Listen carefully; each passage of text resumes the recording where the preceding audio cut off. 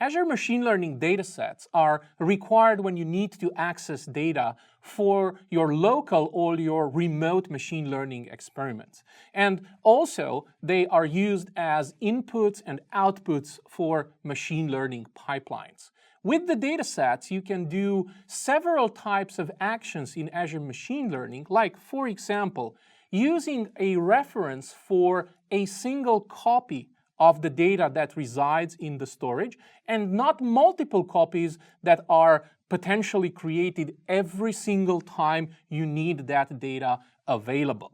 You can also use datasets to access data in the model training process or during the model training process without the need of specifying connection strings or any other type of extra information needed to connect to data sources.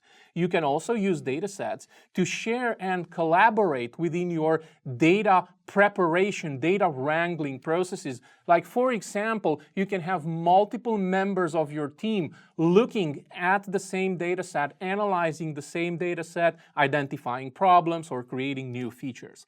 And finally, you can bookmark the state of your data by using what we call dataset versioning.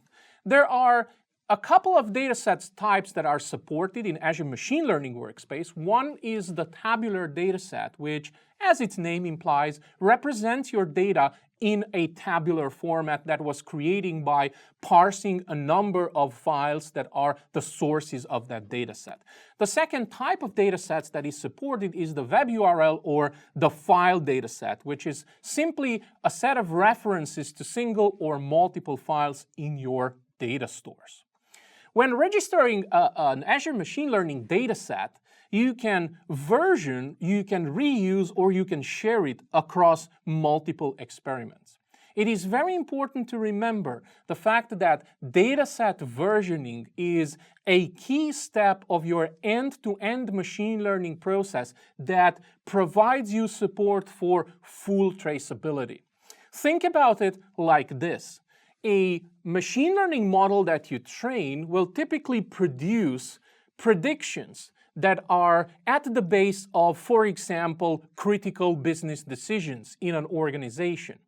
For each of those predictions, it is very important to be able to trace back the entire process all the way to its origins. So I have a prediction, I want to know what was the model that made the prediction. Once I identify the model, I need to know what was the code used to train that model. And I also want to know what was the snapshot, the version of the data that was used to train that specific version of the model. That is why dataset versioning is so critically important.